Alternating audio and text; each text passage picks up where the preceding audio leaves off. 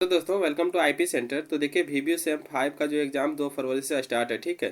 तो ऐसे में बहुत सारे स्टूडेंट का ये प्रॉब्लम था और बहुत सारे स्टूडेंट का ये कमेंट आ रहा था कि सर डीएससी 1 में जिसका contemporary issue in Indian politics है और डीएससी 2 में जिसका डेमोक्रेसी इन इंडिया है उसका तैयारी कैसे करें। क्योंकि आप लोग को पता होगा कि आप लोग का जो विद्या के मार्केट में आता है वो सिर्फ और सिर्फ इंटरनेशनल लॉ और इंटरनेशनल ऑर्गेनाइजेशन वाला आता है, ठीक है।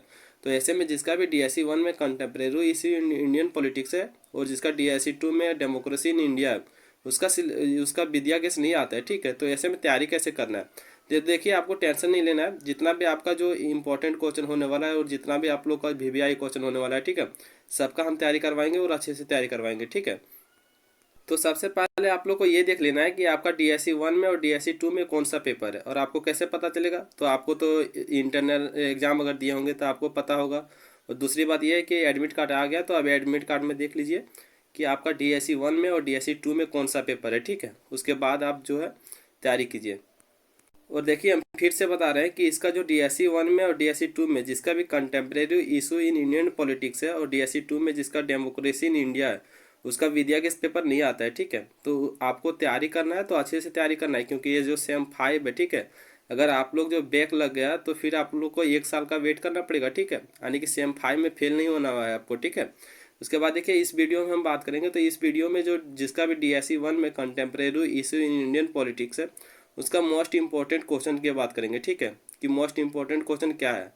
और इतना हम आपको उम्मीद दिलाते हैं कि हम जितना आपको क्वेश्चन देंगे आपको बस उतना ही पढ़ के जाना है। अगर इतना ही आप लोग करके जाते हैं ना तो आप लोग अच्छे मार्क्स से पास हो जाएगा, ठीक है। और ऐसा नहीं कि हम बहुत सारा क्वेश्चन दे देते हैं, हम मात्र आपको 5 क्वेश्चन देंगे और 5 क्वेश्चन को आप लोग को पढ़ के जाना है, ठीक है। और 5 क्वेश्चन में ही अगर आप लोग पढ़ के जाते हैं तो आप लोग अच्छे मार्क्स से पास हो जाइएगा। और देखिए ये जो क्वेश्चन है ये क्वेश्चन और कहीं से नहीं आया है, ठीक है। ये क्वेश्चन आपका सिलेबस को देखकर और प्रीवियस ईयर का जो पेपर है उसको देखकर ही लिया गया है, ठीक है। यानी कि मोस्ट इंपॉर्टेंट क्वेश्चन है, आपको ध्यान देना है और अच्छे से देख के जाना है, ठीक है। इतना ही देख के अगर आप लोग जाते हैं तो अच्छे नंबर से पास हो जाएगा, ठीक है। तो सबसे पहला क्वेश्चन का बात करेंगे कि क्वेश्चन है कि राष्ट्रीय एकीकरण से आप क्या समझते हैं। राष्ट्रीय एकता में बाधक तत्वों की विवेचना करते हुए उसके समाधान का उपाय सुझाएं, ठीक है। देखिए आप लोग का जो सिलेबस में पहला चैप्टर पढ़ना है यानी कि पहला यूनिट पढ़ना है उसमें पढ़ना है राष्ट्रीय एकीकरण के बारे में, ठीक है। तो उस चैप्टर में सबसे ज़्यादा जो इम्पोर्टेंट क्वेश्चन है वो यही क्वेश्चन है कि राष्ट्रीय एकीकरण से आप क्या समझते हैं। राष्ट्रीय एकता में बाधक तत्वों की विवेचना करते हुए उसके समाधान का उपाय सुझाएं, ठीक है।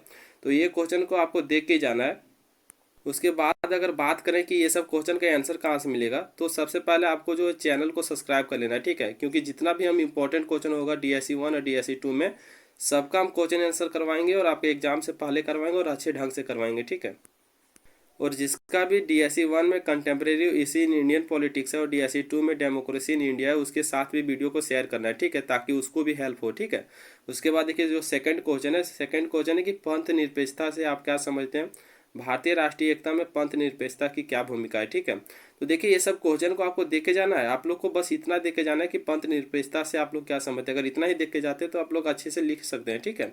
उसके बाद जो थर्ड नंबर का क्वेश्चन है, थर्ड नंबर का क्वेश्चन है कि भारतीय लोकतंत्र में मीडिया की भूमिका के महत्व की चर्चा करें।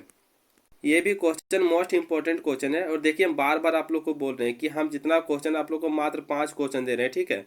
अगर 5 क्वेश्चन ही आप लोग को देख के अगर जाते हैं तो आप लोग अच्छे मार्क्स से पास हो जाएगा, ठीक है। और 5 क्वेश्चन हम दे रहे हैं, 5 क्वेश्चन में पक्का आप लोग को यही से पूछा जाएगा, ठीक है। उसके बाद देखिए जो 4 नंबर का क्वेश्चन है, 4 नंबर का क्वेश्चन है कि मिली जुली सरकार से आप क्या समझते हैं। मिली जुली सरकार में राष्ट्रीय विकास में क्या बाधाएं होती है चर्चा करें, ठीक है।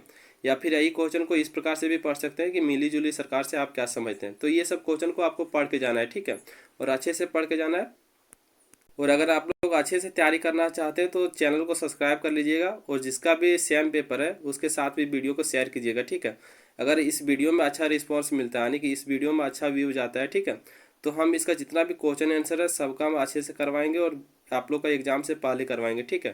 तो देखिए जो 5 नंबर का क्वेश्चन है यानी कि लास्ट क्वेश्चन है वो क्वेश्चन है कि भारतीय संविधान द्वारा निर्गत राज्य की सत्यता विशेष दर्जा और अनुच्छेद 370 का कश्मीर राज्य के संदर्भ में विवेचना करें, ठीक है।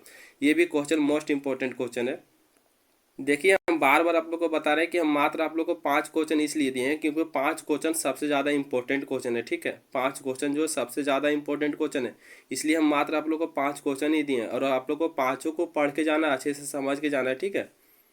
क्योंकि इसका विद्या केस नहीं आता है, ठीक है, इसका विद्या केस नहीं आता है, तो आप लोग को इसका सिलेबस को ही देख के पढ़ना पड़ेगा और इसका सिलेबस को देख कर ही पढ़ना पड़ेगा और तैयारी करना पड़ेगा, ठीक है।